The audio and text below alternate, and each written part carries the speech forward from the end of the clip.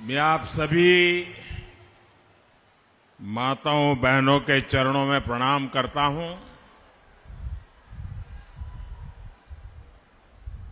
मातृभूमि को नमन करने के साथ ही इतनी बड़ी संख्या में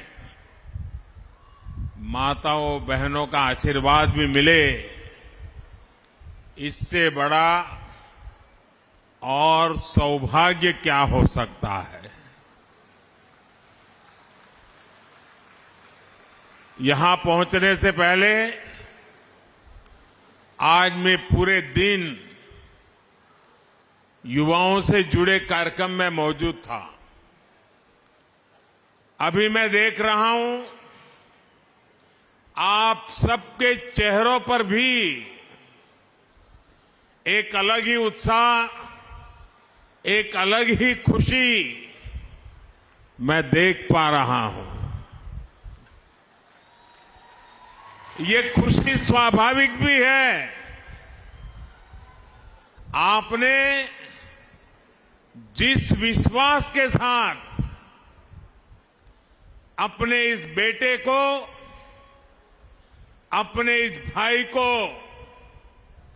दिल्ली भेजा, उस विश्वास को बढ़ाने वाला एक और काम आपके इस भाई ने दिल्ली में किया है।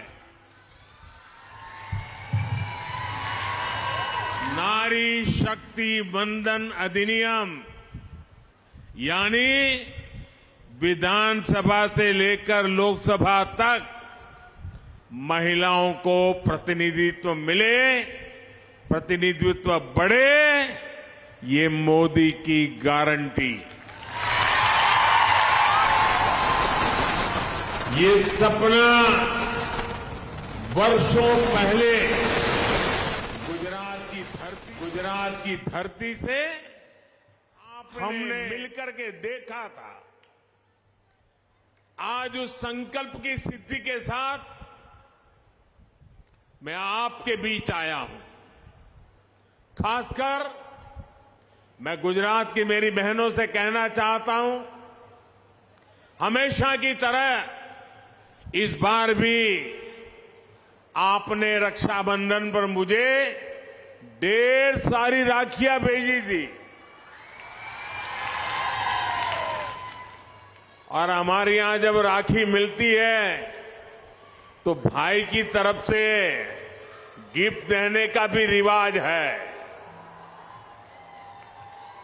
मैंने इस बार गिफ्ट पहले ही तैयार कर ली थी, लेकिन उस समय बता तो सकता नहीं था। आज मैं ये कह सकता हूं कि नारी शक्ति वंदन अधिनियम पूरे देश की मेरी माताओं बहनों के लिए एक बहुत बड़ा उपहार है। नारी शक्ति वंदन अधिनियम मेरी बहनों के अधिकारों की गारंटी है। नारी शक्ति वंदन अधिनियम मेरी बहनों के सपनों के पूरा होने की गारंटी है। नारी शक्ति वंदन अधिनियम देश की नारी शक्ति के सामर्थ्य का सम्मान है और ये नारी शक्ति वंदन अधिनियम भारत के विकास की, विकसित भारत की भी गारंटी है। क्योंकि जब महिलाएं बड़ी संख्या में नेतृत्व के लिए आगे आएगी तो देश को आगे जाने से कोई रोक सकता नहीं है। मैं आप सभी को नारी शक्ति वंदन अधिनियम पास होने की बहुत बहुत बधाई देता हूं। बहनों, बेटियों, आप सब जानती हैं कि आजादी के इतने दशक तक नारी शक्ति के सामर्थ्य के साथ इंसाफ नहीं हुआ।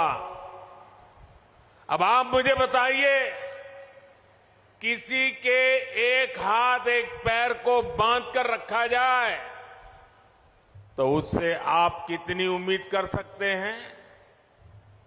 देश की आधी आबादी की पूरी भागीदारी के बिना देश तेज विकास नहीं कर सकता है। हमने देखा है कि महिला अधिकार की बात पर या तो पहले सियासी बहाने बनाए जाते थे या ये कहा जाता था कि महिलाएं सारे काम नहीं कर सकती। हमने गुजरात से इसी सोच के खिलाफ लड़ाई शुरू की थी।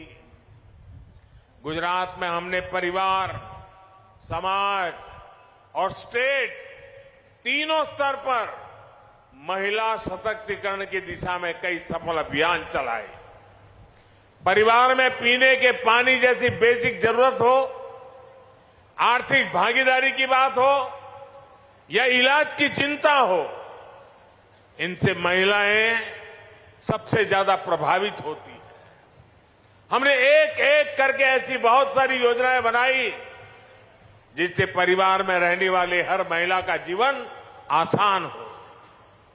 सामाजिक स्तर पर बहनों बेटियों को बराबरी दिलाने के लिए, उनकी शिक्षा के लिए हमने कन्या केळवणी अभियान गुजरात में हर जून महीने में चलाते थे।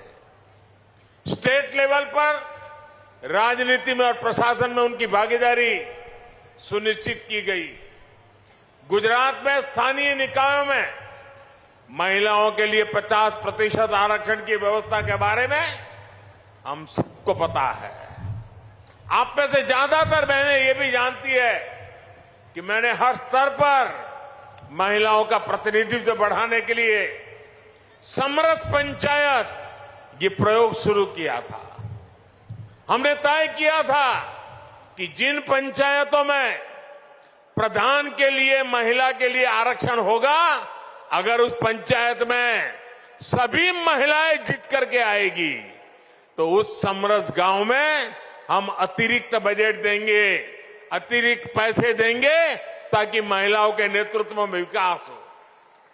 और हमने देखा कि बहुत बड़ी तादाद में हमारे पंचायतों में सभी सदस्य महिला चुनने लग गई और महिलाओं ने विकास के इस काम को पाई का सही उपयोग करके अमल में लाया। हमने ये भी तय किया कि समरस पंचायतों में हम महिला अधिकारियों को ही नियुक्त करने का प्रयास करेंगे। माताओं बहनों, महिलाओं की भागीदारी के लिए, उनके आरक्षण के लिए ये निर्णय केवल सरकारी नियम कानूनों तक ही सीमित रहे हो ऐसा नहीं है। बीजेपी ने एक जिम्मेदार राजनीतिक दल के रूप में भी कई निर्णय लिए और नई राजनीतिक परंपराओं को शुरू किया। स्थानीय निकायों में जो 4 प्रमुख पद होते हैं, mayor, deputy mayor, standing committee chairman और दल का नेता, हमने तय किया कि इनमें से कम एक महिलाओं को लिए रिजर्व हो और वहां अगर एससी कम्युनिटी है तो एसटी कम्युनिटी है तो एसटी, उनको भी इसका एक पद दिया जाए। ये पद हमारे दलित समाज, हमारे आदिवासी समाज, उनके लिए हमने करने का प्रयास किया। गुजरात में ये जो सफल प्रयोग हमने किए, इससे हमें महिलाओं के लिए काम करने का एक अनुभव भी मिला, आत्मविश्वास भी मिला। आज देश में घर से लेकर संसद तक हर क्षेत्र में महिलाओं से जुड़े जो बड़े फैसले हो रहे हैं, उनमें गुजरात के इन अनुभवों की बड़ी भूमिका है। माताओं बहनों, गुजरात में वर्षों पहले हमने जेंडर बजट का नया प्रयोग किया था। बहनों बेटियों के सर्वसमावेशी विकास के लिए सर्वग्राही नारी गौरव नीति बनाने वाला गुजरात देश का पहला राज्य था।